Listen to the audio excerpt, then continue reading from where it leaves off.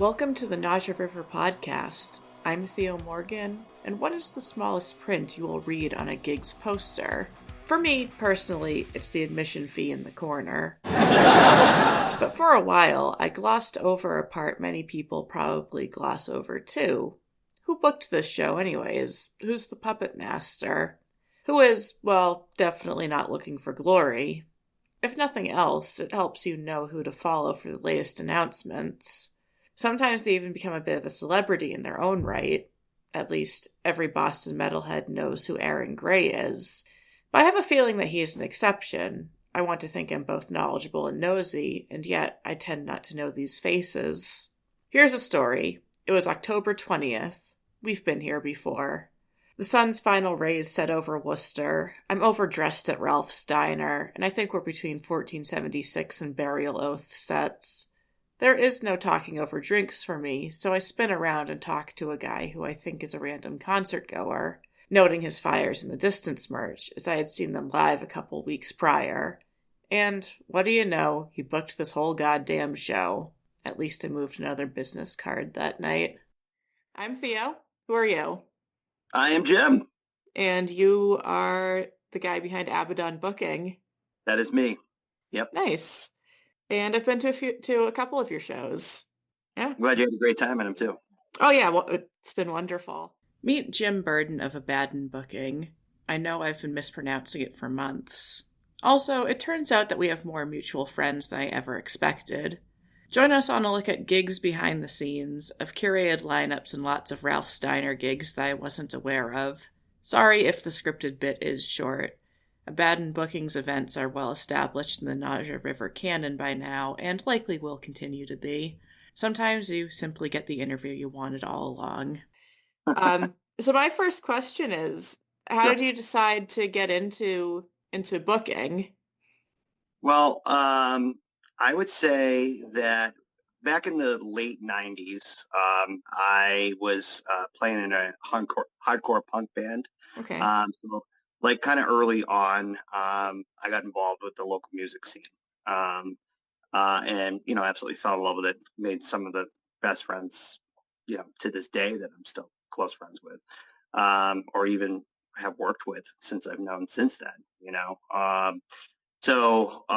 And right out of, I've always been super into going to concerts, and I love the logistics of them. I think it's just, fascinating. So so I've kind of been on both sides of the coin as far as playing shows, attending concerts that, I love, that are some of my favorite bands, but then, eventually started booking shows. One thing that I really started booking was with my friend, some of my best friends. This was many years ago. It was a band called After My Own, where I was basically managing that band and booking all of their shows. So I ended up, getting a lot of contacts with venues and other artists, and and then just then that band, they disbanded, and then I just still loved doing it, so I just continued on doing it for years after that. So I've only been booking under Abaddon Booking for I'm gonna say since 2017. It was kind of like when I officially wanted to have a name for it, so per se. Okay, cool. Yeah, I guess I only discovered you recently, and also I think like I've talked to people who do that behind the scenes stuff with like booking or putting on events. It's just like at first you wonder like why would you do this instead of being a musician? It's not like it seems a lot more thankless. It's not as sexy, but everyone starts as a musician as it turns out. Yeah, right, yeah. Like I I'm know just it's not like I'm an introduction, really. exception Yeah, because I don't have a musical talent, but I am good at yapping behind a microphone in another yeah, way. yeah, exactly. I mean, even just just being an enthusiast, and attending and paying attention to even a local market. and realizing how much incredible music there actually is out there. That's not just presented so much in the media. Too, I've had some of the greatest, musical funnest nights of my life was, local shows.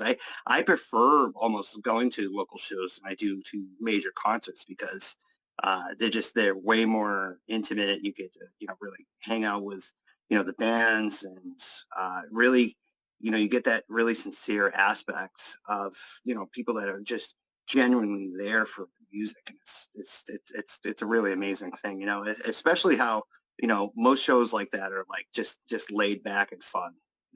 There's Mhm. that no stress value to it. Yeah, I agree. I only started like going to local shows last year, Okay. and I found that I like them a lot more. Um, Yeah.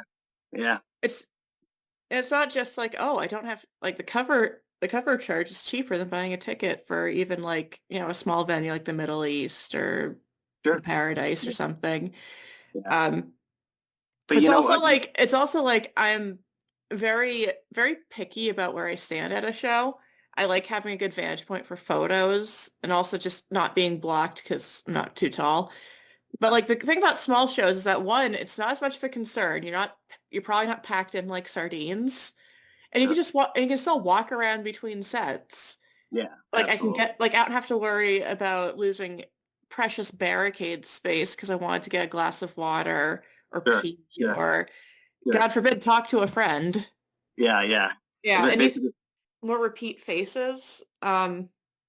Especially like if you stick to one city. I mostly go to shows in Boston just due to the transit logistics working out because it's just one train.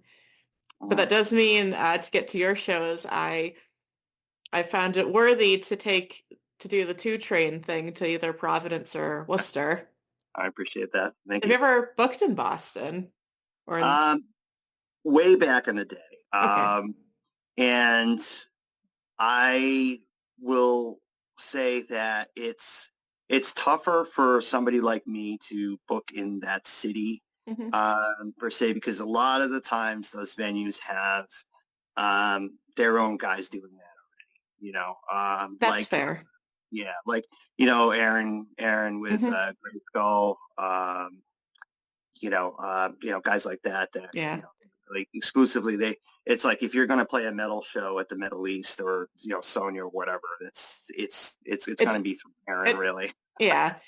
So yeah, Yeah, he's so but yeah. yeah, I know I have hosted shows before, like way back in the day at like O'Brien's. Mhm. They used to be this um, almost like arcade place, but it had Okay. this other side building to it.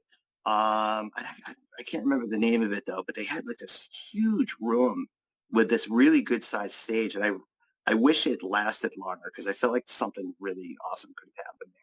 So, but I had like the old Copperfields and stuff like that. I had worked with in the past, and things in that nature in the area and stuff. Yeah. That's pretty cool. Yeah.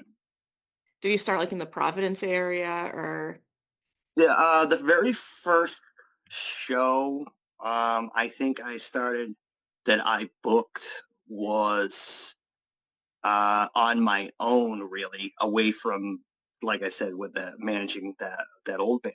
Was I think it was in 2012 at Ralph's Rock Diner in okay. Worcester.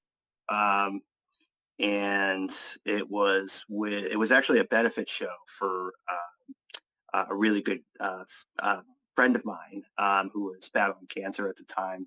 So we did a benefit for her. That was a really good show. That was with the Empire Shall Fall, which was Jesse Leach's old band, Jesse Oh, Leach, and Thy Will Be Done played with Caro. And Children of the Dying Sun and Terrorizing. And Terrorizing is actually is an old band that's with Bob Mendel. He's in Drained and On Your Deathbed. So Yeah. Never considered that any of Jesse Leach's old bands because I like stopped paying attention to Killswitch Engage once Howard Jones left. What oh was it sure, like? Where like did you talk with Jesse at any length yeah, or yeah, yeah. Jesse's a great guy. So okay. super nice, and his um he the person we were doing a benefit for, he was a mutual friend of ours. So that's how we kind of got hooked up with that. So it was everybody in the room that was playing knew her really well. So no Okay. one to get together and do that. So. Yeah, it's really nice. Yeah, I did an interview earlier, late last year about doing good with music because it was someone who was in what seems to be rare, like a true metal band, like Mhm. no like explicit ties to hardcore, was actually doing a benefit show, and that's what like that piqued my interest because it's something that I feel is lacking like in the metal scene. While Sure. hardcore, like they know to care for their community Right. Right. and the world at large. And Oh and yeah. like I'm not really a hardcore person. I like the music and I highly respect the people there. That was some of the best, like, you want to go, like, having like art, like the most intense, like emotional, like hardcore kids. And like I was saying before too, in like the late '90s when I was playing in a hardcore band, like, we would play at like VFW halls and Elks clubs and stuff Mhm. like that. It was always this no stage on the Mhm. ground, you know, I guess what you call a stereotypical hardcore show where the band's kind of playing almost like in the middle of a mosh Mhm. pit, really, but those were some of the greatest times. It's really, really intense. It's so much fun. So, what's your favorite venue to work with? Currently, I'd have to say Ralph's, to be honest Okay. with you. I have a really good relationship with them. Especially, the past few years. It, it's it was really nice. They were the first venue to like really kind of I got back to after like we had that shutdown with the pandemic and that. It's been I've had some really nice indoor and outdoor shows there, and they're always super accommodating and very easy to work with. Um, they're just kind of like, really an establishment in New England music Mhm. scene, and they really couldn't be any more welcoming for the artists and promoters, really. So, Yeah, I can definitely see that with the acts they get. And I know that you're not the only promoter they work with because they do a lot of work with Codex Obscurum. Like yeah, that's the name sure. I see the most on posters. Yeah, that's Um, Kevin Ward. Yeah, I okay, I believe. didn't know the person behind it. Yeah, yeah, and he does. I believe he's like the main booker guy too. So That's what seems like. yeah, yeah, I keep an eye on Ralph's. sure. I've never been to an outdoor show there though. What's Yeah, that like? they're a lot of fun actually too. They just got a much bigger stage because the one outdoor show I hosted there was with Tree and Living Wreckage, Clock Out, and Hunk. They played there, and that was a really, really good show. They were using like it was like almost like on the side of like the fence outside, like near the patio, where it was almost like a trailer, kind of almost stage in a way. Actually, no, I think it wasn't really like a trailer. I might be wrong on that, but anyways, they have since not too long ago. I think it was either last summer. I think it was last summer. They put a really good sized stage out there, and they've been having some unbelievable killer shows there during the summertime. So definitely worth going to. So, yeah.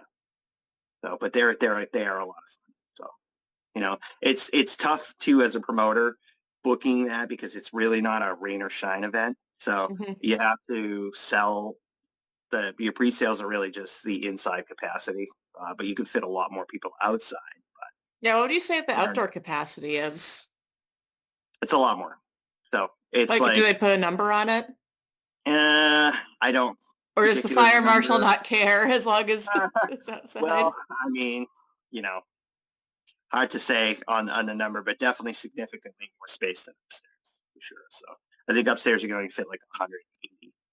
Yeah, I was the first time I And went to Ralph's, there's I was definitely been like 300 plus at some of the shows outdoors. yeah, So because the first time I went to Ralph's, I was shocked with how small the actual like performing space was inside. sure, Because you sure. hear so much about Ralph's. Yeah. Like my mom used to go there, and she's like the most clean cut person I know now. But Yeah, like I agree. everyone knows about Ralph's, and I thought, Yeah. I know it's a diner, but I bet they really know how to fit like, 300, 400 people inside, and no. Yeah. Yeah. So that, well, it's funny too, because the history is pretty rich there. I mean, they had Alice in Chains play there when they were a local band. So, it's, like I said too, with every local band, everybody starts off at, that level, Mhm. and it's pretty amazing to watch some of the bands that, I kind of, I had known back in the day, get to where they were, it's pretty amazing to watch.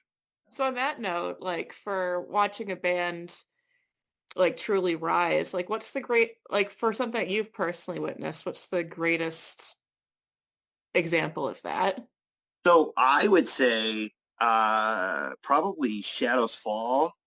Um, when they're like local, and then watch how big they got, and even now watching bands like Seven Spires, get on the rise with them too. They're actually really nice. I had hosted them at Sammy's Patio in Revere.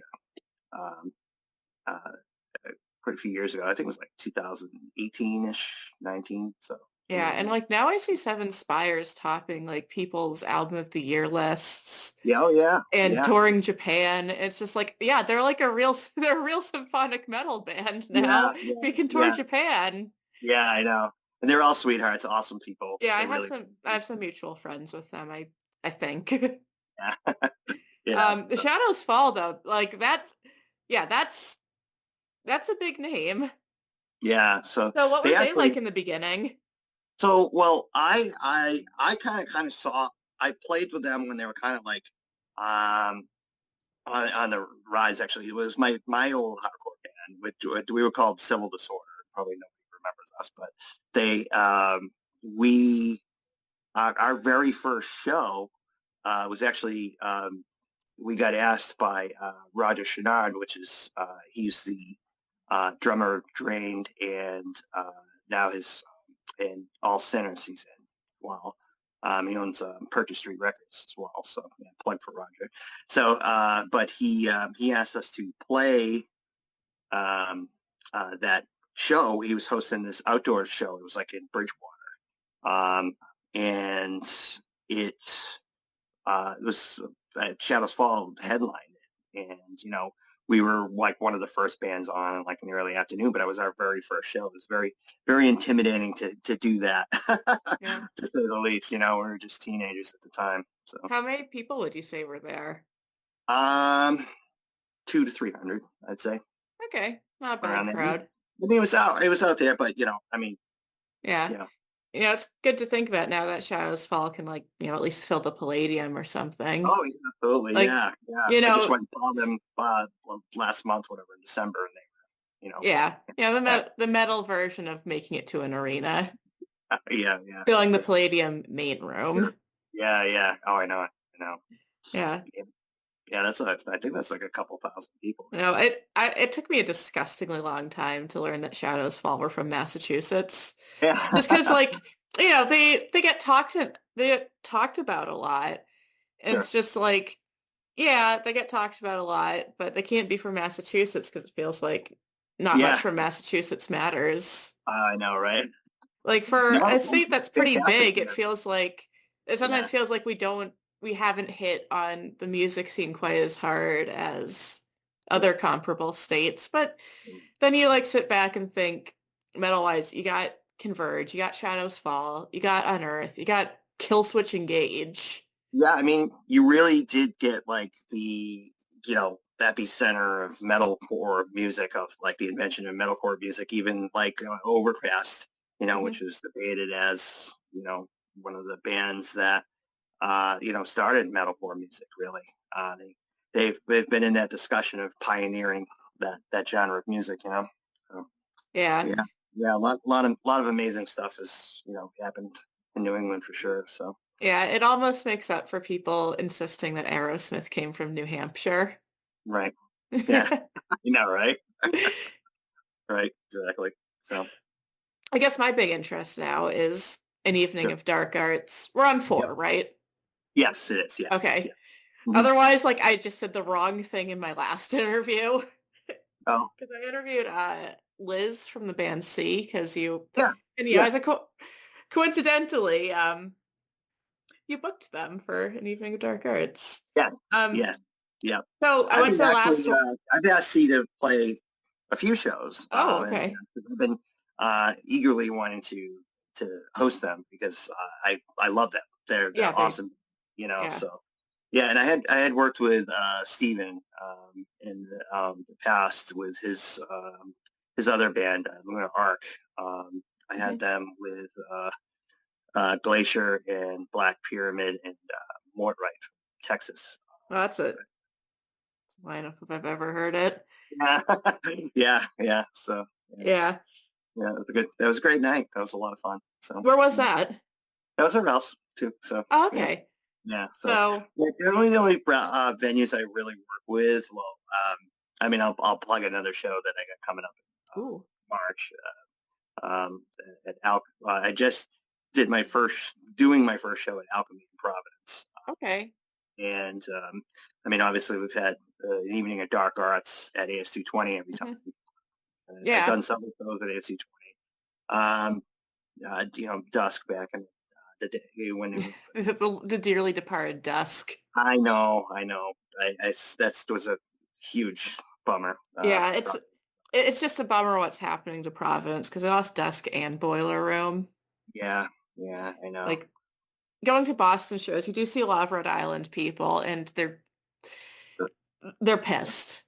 Yeah, oh, I'm sure. Yeah, Um, it's tough. It really is because there's so many people in Providence I mean, that scene's there. Yeah, It's yeah. Because the other thing, there are people like outside of metal who say like, I don't really think there's a metal scene in Rhode Island. of course there is. And it's Oh just yeah, like you're wrong. I do get it's a smaller state, like sure, sure. But yeah. But you know what? Vital remains came from Rhode Island. Shut your mouth. yeah, I know, right? I know. So but it's a small state, but definitely there's a really decent, metal community there. And they get. I've seen so many complaints of like so many like tours overlooking Providence. Yeah, I'm very shocked when someone stops at Alchemy. I Yeah, think the only thing that's more shocking is when a band will stop in Maine. I have a yeah, few friends up in Maine, so like like yeah, their minds are blown and like yeah.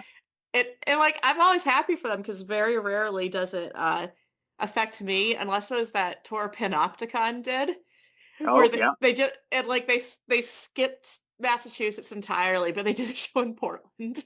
And yeah. I was So, just like, I'd be so they more do. mad if we didn't get all the Yeah, shows in Boston. yeah. I know, right? Well, they did Like, do one show in Worcester at Ralph's too. mhm. The summer before that with and I believe Morn opened that one. Yeah, So. so I can't be too mad. No, it can't be too mad. So, I mean, Yeah. just the fact that, Austin, Lung from, is even touring with Panopticon is phenomenal. So, and actually, I have two good friends that play in that live act for Panopticon, Oh, which is, okay. Ray and Aaron from Falls of Roros. So, Oh, yeah, because I do like follow Roro's. That's why I discovered an evening of dark arts because I Yeah. follow. Oh, Yeah, because I'm very inconsistent with like following bands on social media, but they were a band I followed on Facebook once I discovered them, which is a rarity. And they oh, announced, and like, so I heard about the show once it was announced. I'm like, interesting. yeah. And like, Yeah.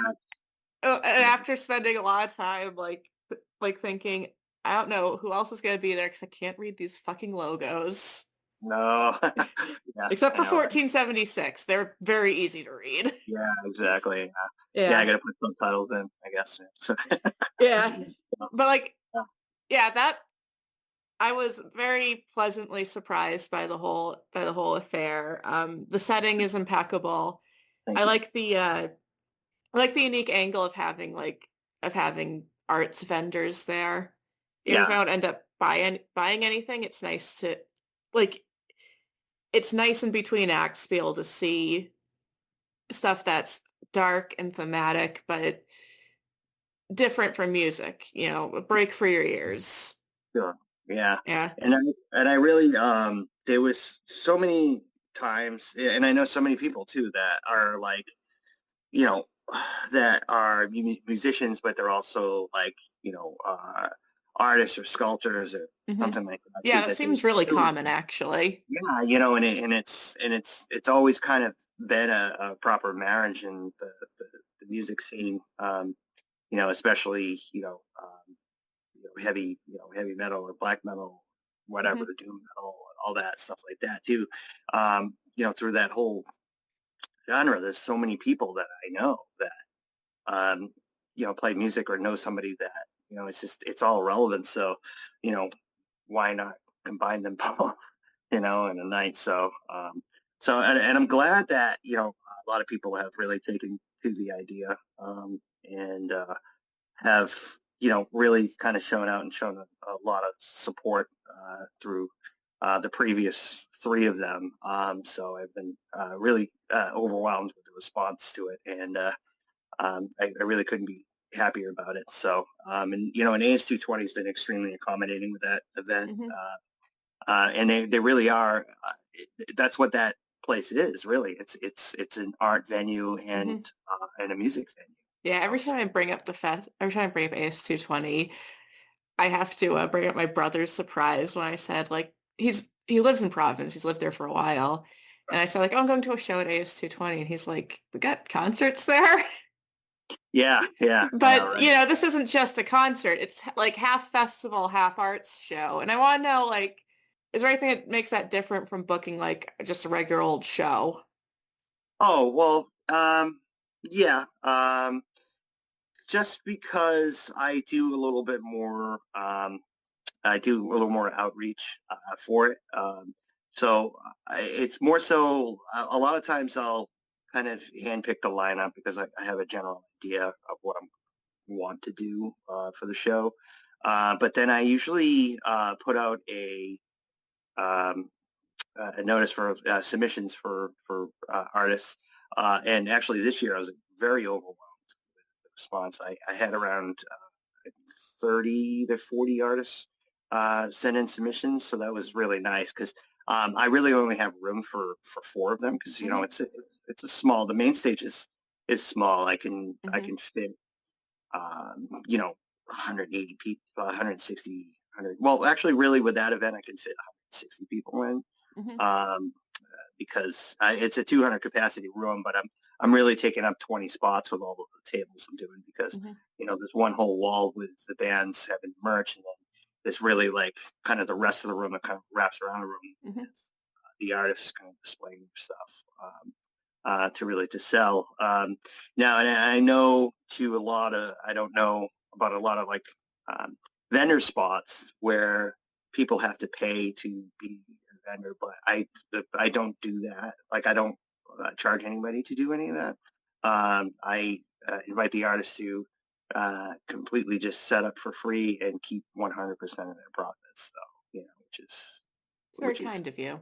uh, well, I mean, I, I think like I've heard about it from people who like do do Comic Cons and whatnot, and like having to pay for vendor space is Yeah, just yeah, right. And I don't particularly like that. It's like more of like it's I look at it as the same way of like I would never charge anyone to play or be a part of any of my shows ever. You know what I mean? Like I was always against that pay to play thing or whatever. So that's um, and thankfully yeah, most of the promoters in New England are against that as well. that's good. So, yeah. So You say that like you got a lot of submissions. yeah, yeah. It was quite a bit. So Yeah. So in and terms of like, you know, non-music artists, like how do you find that kind of stuff? Because it's not like music where I feel like it's easier to find bands and to like make associations. It could just be that I'm not like consuming tons of visual art. right. Well, it's more of like they kind of understand the thankfully they're already kind of like following the page or like people you know Okay. share looking for submissions and they know what the show is going for really. So and then I kind of just go through it as far as the vibe of the show that I kind of wanted to do and what they're presenting uh, for me. And they send me their portfolios and I kind of just hand select what I feel is the most appropriate for this year's show. So and a lot of times too I've had a lot of people too the repeat artists coming back. Mhm. uh, so yeah, but so I've been thankful for that as well. So but I usually save all that stuff for any ones that I didn't possibly select. I mean, obviously loved almost all of them, you know what I mean, but the um, look for them like the next year as well, and add Mhm. that to the pile for sure. So Yeah. So like what's your limit for like what counts as an artist? Because I know last year you had poet Ben Fortier. yeah, Um yeah, great. and like One that of was the actually an really odd highlight of the night because like the kind of intermission with him reciting some poetry over those atmospheric synths, I thought that was a great touch. oh, And I it's really talked to him later at his yeah. table, and I lied when I said I don't buy anything. I did buy two of his books. Nah, yeah. So And he yeah, he also gave me just some good creative advice because, I consider my one creative pursuit to be writing. mhm, Quite a bit of my podcasts end up scripted, but I've also attempted to like, write a novel, and I still right, tell myself it's going to happen. right, right. But like, are there any like really ambitious like proposals you've gotten from artists like beyond like I can sell prints of my work here, or even Well, I could sell books. oh yeah, I mean, I've had plenty of people with like just like straight up like artistic like clothing lines and stuff Ooh. like that. Yeah, that would be Like interesting because yeah, yeah, not to and yeah, not to bring up another festival, but Summer Gloom, the one that Steve from C has. yeah, When I went there, like someone was selling, there was a crochet vendor, and really, there yeah. it was interesting, but the pieces were pricey, and I was trying to save money that month. So, and as Yeah. for vibes, like I know last year I'd say that the lineup was more or less black metal. Yes, it Like was. Mhm. besides even 1476, like they're kind of aligned with it. Well, I yeah, have they interviewed Rob from 1476, and break them. he does not Mhm. like being called he does not like it if you say it's a metal band. No, yeah, I mean, At least he will say like, well, we've played more with horror punk, and we're influenced by Danzig, and it's just like yeah. it's like being No, and I influenced get by that. Danzig makes you half a metal band. But Oh like, yeah, yeah, it was very black metal I oriented, and this lineup's yeah. more doom metal. So is that like just how do you decide what you're gonna do? Well, it's always based on the headliner each year. That makes the most sense to me. Always I always focus on a headliner first, and then build the show around them that makes sense. Do you So choose the headliner, or is it like, or do they come to you? No, I choose the Okay. headliner. Yeah. Is it based on like bands you already know and are like friendly with, or is it like purely I like their music, let's aim for Both. this? Okay, Both, but I mean, and a combination of both, really. I always book a show that like I'm always about more about quality instead of quantity with shows. So I always like to book a show that I would love to attend. You know what I mean? It's like, yes, I'm the promoter, but at the same time, I'm a fan of what's going on. You know what I mean? I'm really engaged and really enjoy the show. So at the same time, it really is kind of like a collection of my. I like to book my favorite artists from around New England that I really want to work with, but even just genuinely see them live. So so for this year, who would you say the headliner is? this year is Morn. It's going Okay, to be yeah. So yeah, yeah, because you got a lot of good names on there, I so it was appreciate it. hard to say like who's gonna be the most important. Yeah. Morn will be going on last. They're the main Cool. actors. Yeah. And then we have Lesser Glow, Hmm. Wormwood, Sea, and Marrowfields. Yeah, And notably with Marrowfields too, they haven't played out in years, so it's nice. really. Yeah, I'm not familiar with them. Yeah, they're wonderful. I'm a like kind of doomish, yeah, doom band. Yeah. Um, I wouldn't call it like funeral doom, but definitely like in the realms of like Daylight Dies, stuff like that. Yeah.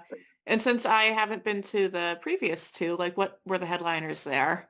So actually too, because I had kind of went to the list because I had a few of them. So the very first year, I had the headliner was Black Pyramid, Okay. um, and then we had Black Acid Prophecy from Providence, Innocuous, um, in human form from Vermont, but they ended up unfortunately had to drop right before it was a couple weeks or something before the show, unfortunately. The Faithful Hour, which hasn't been around in a little while either, too. Black Soul Seraphim. This was a much larger, was way longer show. So I kind of scale it down over the years for logistics and space purposes, but the and actually Marrowfields had played and Vacant Eyes. So Okay. yeah, I'm that was the first. familiar with some of them. I've seen Black Pyramid a lot. They seem to always be appearing at live shows last Yeah. year, so I ended up seeing them twice. Oh yeah. And Yeah. I'm not necessarily from Western Mass, but I'm where Central Mass starts to feel Western. Yeah. Yeah. So I feel some level of kinship with them. Yeah. Yeah. And Vacant Eyes are good. Yeah. Yeah. I haven't Vacant seen Eyes. them live yet, but they are good. Yeah, they're great. Yeah. They just did tour with Esoteric last year, actually. Really? Yeah. Oh Yeah. my, Yeah. Yeah. Yeah. Great guys too. They're amazing guys. So then the second one we had was with I gotta mention the artist too for the first one too. Can't forget the artists. We mhm. had for artists we had Derek Malone, Bliss Auburn, Ashley Jocelyn, Brett Kelly, Dennis Kelly, not relation, and Greg Ash. And then the second time around, we had the headliner was Iniona, um, Glacier, Lesser Glow, and Marrowfields. I tend to like Marrowfields, sorry. But Yeah. they're actually some of my best friends too. So then for artists, we had Shadow Witchery, which was Christina Kiwi Collins Thrill. Bliss Auburn came back. Benjamin Fourier, which was his the poet that did Mhm. last year. Um, Michael Volpe and artist Art Muffa, which is Chris Gendron. So and then last one we had was a straight black metal show, which was Mhm. Paul Guerrero's 1476 City and Tongue, Plagues and Dysthymia. So Yeah. It's funny hearing those lineups because, like, I had been to exactly 2 shows of yours. It was An Evening of Dark Arts, the one year you did all black metal, Mm. and the Burial Oath show, and I'm like, "This guy's a black metal promoter." It's just like that's the Yeah, selective bias I've ever had. yeah. No, and I do. I'm a huge fan of black metal. I have been for forever. There, I mean, I definitely have booked, metalcore acts, hardcore acts, punk acts. I mean, you name it, death metal. Um, done all of them. So, but I have a lot of really good friends that are black metal bands as well. That have, kind of got me involved with that, especially with like Obsidian Tongue, which is Brendan Hader. He's so he's obviously the creator of Obsidian Tongue, but he's also he's in the band Shabti, which is kind of a death metal act. Okay. He was briefly in Woods of Ypres. Oh, really? Yeah, you see, he joined right before David passed. Oh, no. So yeah, yeah, yeah. I'm still heartbroken about it. Oh, I know. So, 'Cause, and like actually, yeah, 'cause, like, I think I had just gotten into them, and then they no, then they uh, and then tragedy struck, uh, and, yeah, like, it's one thing to discover a band, like, right after they break up, but, like, sure. right before, it hurts. Oh, yeah, I know. That was really a big shame. So they actually did a benefit. Well, it was like almost like a memorial thing. It was the name of him, and it was actually Obsidian Time went down to Connecticut, and they played with Agalloch and Fenn. Fenn came over from the UK and Mhm. whatever. And the whole show was dedicated to David. So that And, was a really I special mean, not night. only is it, it perhaps the only send off you could do for him, it's just such a fucking Sure. good lineup, and so Yeah. Yeah. like, I wish I was there. There's so many shows I have That one was called regrets about. Winter's Coming Fest or something. Thank you, Jim, for talking to me. You'll see me at An Evening of Dark Arts, as I promised. I need to keep my professional friendship with Liz and Steve intact, after all. But if you're impatient, think about Living Wreckage, All Sinners, Inverter, and Johnny G and the Royalty on March 22nd. It's also in Providence, at Alchemy to be specific. I already booked that weekend up and then had the nerve to cut that part of the interview out. But hey, I'm Theo Morgan, and I never claimed to be perfect.